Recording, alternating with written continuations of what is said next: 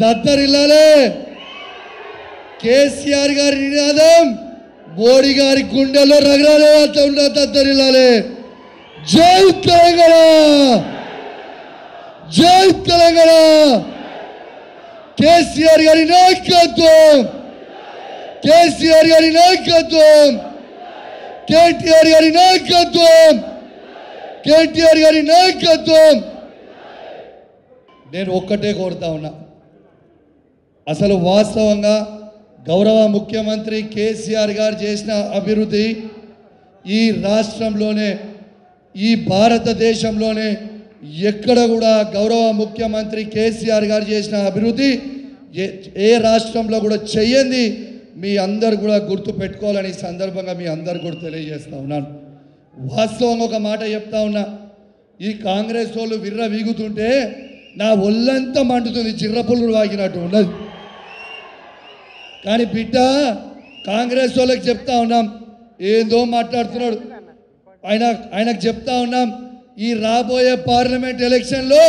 దేకలేంగే భయ్ మీరెంతనో మేమెంతనో దేకలేంగే అని చెప్పి సందర్భంగా మీకు కూడా తెలియజేస్తా ఉన్నాం ఖచ్చితంగా మీకు చెప్తా ఉన్నాను దయచేసి మీ అందరికీ దండం పెట్టి చెప్తా ఉన్నాను మీ కడుపులో తలకాయ పెట్టి చెప్తా ఉన్నాను కరీంనగర్ పార్లమెంట్ గడ్డ మీద నుంచే తెలంగాణ వచ్చింది మళ్ళా కరీంనగర్ పార్లమెంట్ గడ్డ మీద నుంచే కేసీఆర్ గారిని మళ్ళీ మన ముఖ్యమంత్రి చేసుకోవాలి ఇది దయచేసి మీ అందరికీ దండం పెట్టి చెప్తా ఉన్నాను ఎందుకు చెప్తున్నానంటే నేను మీకు ఒక్కటే చిన్న ఉదాహరణ చెప్తా ఇక్కడ ఉన్న వాళ్ళందరూ కూడా యువత కాబట్టి ఒక చిన్న ఉదాహరణ చెప్తా మీ అందరికీ ఒక్కసారి ఆలోచన చేయండి వీళ్ళు పదే పదే ఇక్కడ తెలంగాణకి ఉన్న రేవంత్ రెడ్డి గారు మరియు కోదండరామ్ గారు ఏమని చెప్పిరా కేసీఆర్ గారు ఒక్క ఉద్యోగం అని ఇచ్చిండా అని అన్నాడు ఇన్ని రోజులు అన్నాడా ఎన్నికల ఎవరికి నేను అడుగుతున్నా ఈ వేదిక మీద నుంచి అడుగుతా ఉన్నాను మొన్న జనవరి 4 తారీఖున నేను గొప్పగా జీతాలు వేసిన అని చెప్పినోను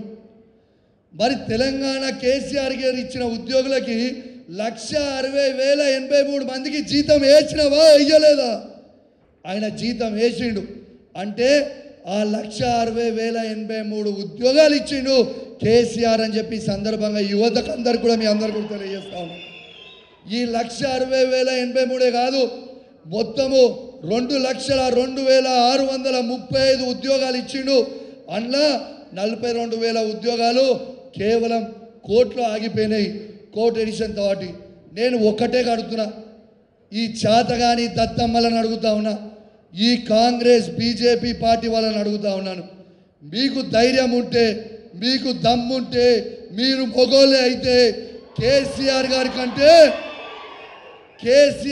కంటే ఎక్కువ ఉద్యోగాలు ఇచ్చిన ఒక్క రాష్ట్రం చూపించండి బుక్కు భూమికి నేను రాస్తా అని చెప్పి సందర్భంగా మీ అందరు కూడా తెలియజేస్తా ఉన్నాను ఇలా ఉద్యోగాలు ఇచ్చింది కేసీఆర్ అభివృద్ధి చేసింది కేసీఆర్ మంచితనం చూసింది కేసీఆర్ అని చెప్పి సందర్భంగా మీ అందరు కూడా తెలియజేస్తా ఉన్నాను నేను ఒకటే మాట చెప్తా ఉన్నాను ఇలా చాలామంది నాతో చర్చ పెడితే నేను ఒక్కటే మాట చెప్పిన కరీంనగర్ పార్లమెంట్ గెలుస్తారా అని అన్నాడు 100% కరీంనగర్ పార్లమెంట్ గెలుస్తాం ఎందుకంటే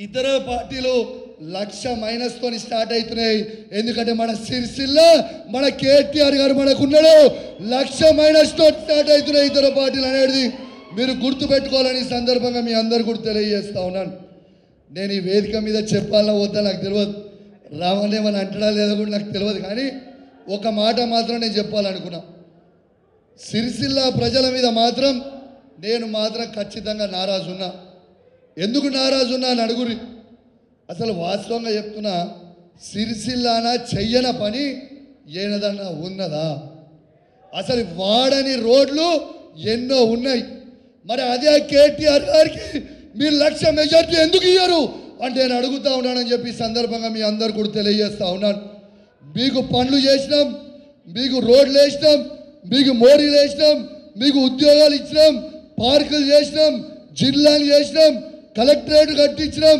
అద్భుతమైన సిరిసిల్ల పోలీస్ కమిషనరేట్ కట్టించిండు ఇది కేటీఆర్ కాదా మీ గుండె మీద చేసుకొని ఒక్కసారి ఆలోచన చేయండి ఇలా సిరిసిల్ల పట్టణం వాస్తవంగా మా హుజరాబాద్ కంటే చిన్న పట్టణం, అట్లాంటి పట్టణంని ఇలా సిరిసిల్లాని తీసుకుపోయి హైదరాబాద్తోని పోటీ పడే విధంగా ఇలా చేసిన వ్యక్తి కేటీఆర్ కదా, మీ కుండ మీద చేసుకొని ఆలోచన చేయండి. సిరిసిల్ల ప్రజలు నేను అడుగుతా ఉన్నా, ఇలా కేటీఆర్ గారు ఉట్టి సిరిసిల్ల నుంచి ఎందుకు పోటీ చేయాలి? నేను ఇలా అన్న ఏమనుకున్నా మంచిదే, నన్ను తిట్టినా మంచిదే, కొట్టినా మంచిదే, ఉన్న ముచ్చట చెప్తున్నా.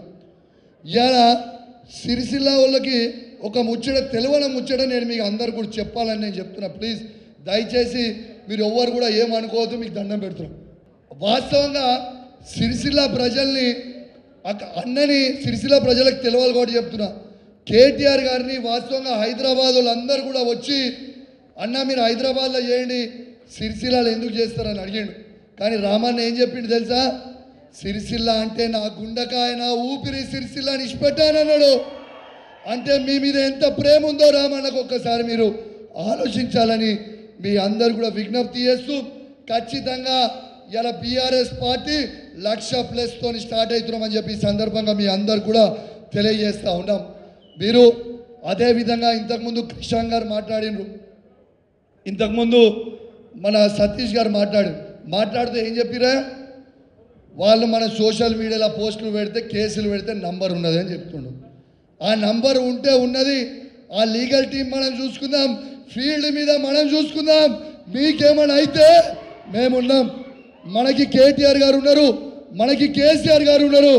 దేకలేంగి అంటే దేకలేంగి అన్నట్టే, టీ అంటే టీ అని కొడదాం, మీకు ఏమి కాదని చెప్పి సందర్భంగా తెలియజేస్తూ, దయచేసి సోషల్ మీడియా వారియర్స్ అందరు కూడా దండం పెట్టి మరీ చెప్తా ఉన్నాను, మీరు ఏ ఉత్సాహంతోనైతే ఇప్పుడు ఉన్నారో ఎన్నికలు అయిపోయే వరకు ఇదే ఉత్సాహంతో మీరు ఉండాలని ఈ సందర్భంగా మీ అందరు కూడా తెలియజేస్తూ, మీ అందరు కూడా ఖచ్చితంగా మీ అందరు ఈ గడ్డ మీద నుంచి కేసీఆర్ గారిని ఏ కష్టకాలంలో అయితే గెలిపించి 2 లక్షల మెజార్టీ ఇచ్చి గెలిపించిర్రో అదే కష్టకాలంలో మళ్ళీ అదే విధంగా ఖచ్చితంగా మనము వినోద్ రావు గారిని గెలిపించి కేసీఆర్ గారికి, కేటీఆర్ గారికి గిఫ్ట్ ఇద్దామని చెప్పి సందర్భంగా మీ అందరు కూడా తెలియజేస్తూ, మీ అందరు యూత్ కాబట్టి ఇంకోటి చెప్తున్నా, చిన్న వయసులో గౌరవం తెలంగాణ తొలి ముఖ్యమంత్రి కేసీఆర్ గారు నన్ను ఎమ్మెల్సీ చేసిండు, ఎంపీ చేసిర్రు, ఎమ్మెల్సీ చేసిర్రు,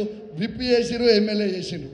కానీ ఇవాళ మీ అందరు కూడా చేసిన సందర్భంలో కొందరు లుచ్చగాలు మాట్లాడుతూ ఉన్నారు. ఏమని మాట్లాడుతున్నారు? అరే కౌశిక్ రెడ్డి కాంగ్రెస్ పోతారట అని సోషల్ మీడియాలో చెప్తుండ్రు.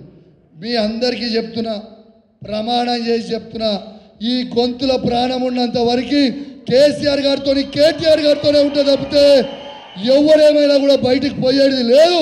మనము కొట్లాడదాం, మన కేసీఆర్ గారిని ముఖ్యమంత్రి చేసుకుందాం మళ్ళా అని చెప్పి తెలియజేస్తూ సెలవు తీసుకుంటా ఉన్నాను. మీకు అందరికీ తెలుసు, యువకులు నక్సలైట్ల ఉద్యమాల వైపు ఆకర్షితులు, రైతుల ఆత్మహత్యలు, తెలంగాణలో అలజడి, నిరాశ, నిస్పృహ, బతకాలనేటువంటి ఆశనే ఆ రోజులలో లేకుండే. ఆ సందర్భాన్ని, అప్పుడు ఉన్నటువంటి పరిస్థితులన్నీ సుదీర్ఘంగా చర్చించి గులాబీ జెండానే ఈ పార్టీని మనం ఆవిష్కరించుకున్నాం. ఆ రోజు కేసీఆర్ గారి ఎంబడి ఉన్నటువంటి మాలాంటి వాళ్ళం ఎంపీలం అవుతాం, ఎమ్మెల్యేలు అవుతాం, మంత్రులు అవుతాం, ముఖ్యమంత్రి అవుతారని కూడా కేసీఆర్ గారు కూడా అనుకోలేదు. ఒకానొక సందర్భంలో మేము అనుకునేది, ఈ భూమిపైన పుట్టినాం కాబట్టి ఒక మంచి సమస్యను లేవనెత్తుతాం, మనం కాలగర్భంలో కలిసిపోయినప్పుడు కూడా ఇంకొక తరానికి ఇది అప్పచెప్పిపోవాలని చెప్పి ఆ రోజు మేము అనుకున్నాం. ఆ రోజు 2001 ఏప్రిల్ 27వ తారీఖు నాడు. ఎందుకంటే ఆ సమావేశం అయిన తదనంతరం కేసీఆర్ గారు ఎప్పుడు కూడా పాజిటివ్ వస్తుంది వస్తుంది వస్తుంది మాట్లాడేవాడు. ఆ రోజు ఎందుకో ఒక్క ఫ్రాక్షన్ ఆఫ్ సెకండ్ ఏమవుతుంది, ఈ భూమి మీద పుట్టినాం, ఈ ఉద్యమాన్ని లేపినాం, బ్రతికుంటే మనం సాధిస్తాం, లేకపోయినా మన తదనంతరం నెక్స్ట్ జనరేషన్కి ఈ ఉద్యమాన్ని అప్పచెప్పిపోదామని చెప్పి కూడా మేము అనుకున్నాం. ఈరోజు నేను ఆ లోతుపాతులకు ఓడలేదు. సుదీర్ఘంగా 13 సంవత్సరాలు కొట్లాడినాం, తెలంగాణ తెచ్చినాం. తెచ్చిన తెలంగాణని 10 సంవత్సరాలు ఉద్యమ నాయకుడు కేసీఆర్ గారి నాయకత్వాన ఈ రాష్ట్రాన్ని ఎంత గొప్పగా అభివృద్ధి చేసామో ఇప్పటి వరకు మీతో మాట్లాడిన మిత్రులు మీకు అన్నీ కూడా చాలా స్పష్టంగా చెప్పినరు. ఇంకా చాలా విషయాలు ఉన్నాయి. ఒక్కొక్క విషయం పైన ఇక్కడ ఉన్నటువంటి సోషల్ మీడియా మిత్రులు ఇది మీరు అర్థం చేసుకోవాలి, 10 మందికి మనం చెప్పాలి. ఇంతకుముందు నేను కేటీ రామారావు గారు అక్కడ ఉన్నప్పుడు ఒక మాట అనుకున్నాం. ఆ 5 బుల్లెట్ పాయింట్స్ అని చెప్పారు మన క్రిషాంక్ గారు. మోడీ గారు 5 పట్టుకొని ప్రధానమంత్రి అయ్యాడు. ఫేస్బుక్, ట్విట్టరు, ఇన్స్టాగ్రాము, వాట్సాప్, నేను పూర్ ఈ 5 పట్టుకొని ప్రధానమంత్రి అని ఆయనే. నాకు ఒకరు బీజేపీ మిత్రులు చెప్పారు. ఎందుకంటే నేను పార్లమెంట్లో మొదటి 5 సంవత్సరాలు బీజేపీ అపోజిషన్లో ఉండే. మేము ఎక్కువ మాట్లాడుకుందాము. వాళ్ళకి ఇప్పుడు కేంద్ర మంత్రులు చాలామంది ఉన్నారు. ఒక అతను చెప్పిండు, ఈ మోడీ ఎక్కడ వచ్చి ఇప్పుడు దాపరించాడు మా మీద అన్నాడు. ఏందో అని నేను అడిగినా, అరే ఒక రాష్ట్రానికి ముఖ్యమంత్రి కానీ మా మైండ్లన్నీ ఖరాబ్ చేసేసాడు. మోడీయే ప్రధానమంత్రి అవుతాడు, మోడీయే ప్రధానమంత్రి అవుతాడు 2014లో.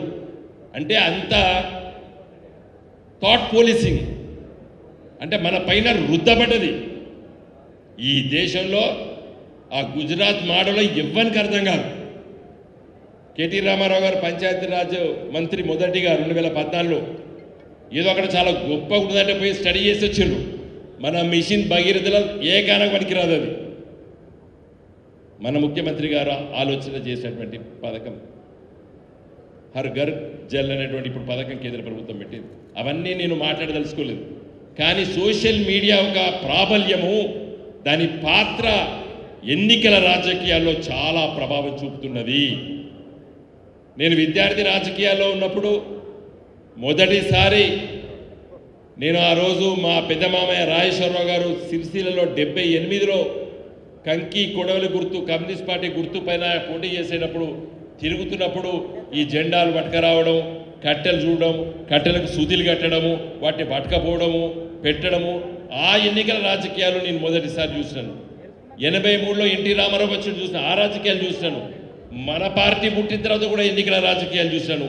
కానీ అలా ఓటర్ల పైన ప్రభావం చూపించేటువంటి శక్తివంతమైనది సోషల్ మీడియా అని చెప్పి నేను గ్రహించక తప్పలేదు నాకు. ఎందుకంటే దట్ ఈస్ ది ఇప్పుడు ఇన్ఎవిటబుల్.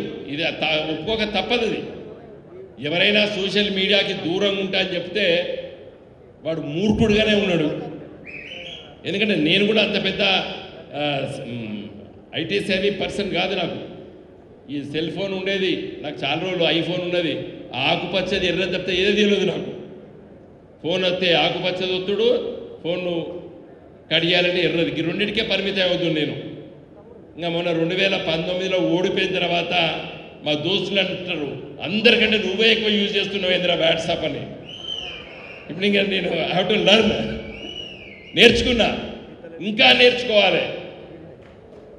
కాబట్టి మిత్రులారా, మీరందరినీ కూడా ఎట్లా ఎంపిక చేసేవడం, మీరందరి ఇక్కడికి వచ్చి ఇక్కడికి రాలేదు, మాకు అవకాశం రాలేదని నా ఫోన్ నిండా మెసేజ్లు అన్నాను.